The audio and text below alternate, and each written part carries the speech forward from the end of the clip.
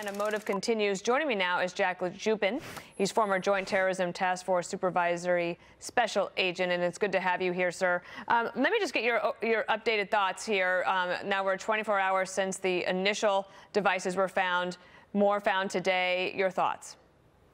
Thank you for having me, Dana.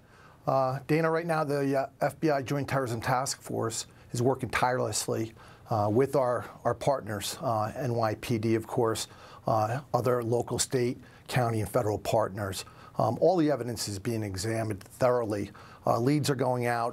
The command post, I'm sure, is up and running 24/7 in the New York City field office. My old field office, the Newark Division, I'm sure will have a parallel command post because of the proximity to New York City as well.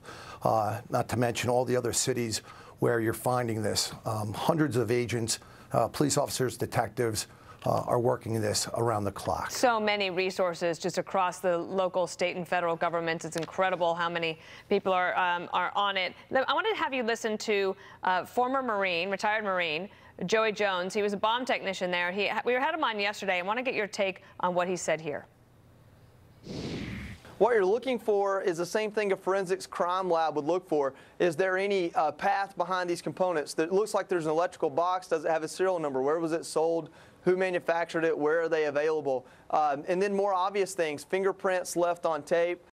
Jack, since the authorities do have several packages now that did not explode, so they have the evidence, what do they know today that they didn't know yesterday, and how much closer might they be to trying to at least get a lead as to who's responsible? Well, we're playing catch-up right now because, again, we had more devices found today. But as your previous guest had mentioned, he is absolutely correct. All these packages are being examined not only by the NYPD, the FBI bomb technicians are also working tirelessly around the clock. And as he stated, looking for trace evidence, DNA, latent fingerprints, both on the devices, on the packages as well.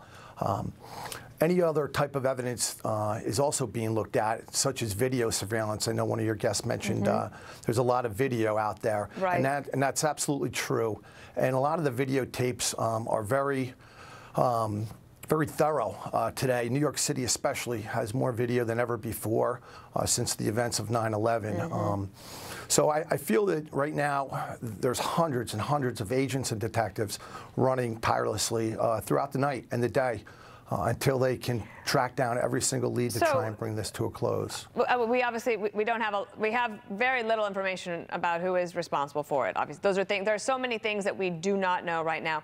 But would you agree with someone I read this morning said that the devices look rudimentary but functional? But they were also unstable, and they could have gone off just by handling. Does that make sense to you? Yes, it does. It makes total sense. They do appear to be rudimentary. Obviously, I'm not plugged into the investigation anymore, but it does not look like a professional device.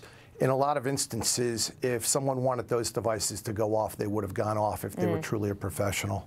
Let me ask you also about the President of the United States and local law enforcement, the Governor of New York, everyone asking citizens to be vigilant, but to also be patient. The goal of anyone who's perpetrating something like this is to elicit fear from people. What other advice might you have for citizens who are watching all of this unfold and might be a little concerned? Absolutely. Vigilance is our #1 asset we have.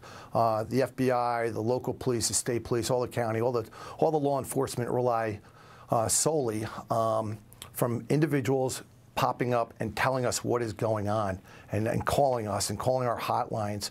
There's no better piece of intelligence than human intelligence when someone can contact us and firsthand have either witnessed something that they saw happen or an individual, a description. And once they give us a description or they can place somebody at a certain time and place, then we can go backtrack and take a look at video that may have caught that individual on camera at one place or another.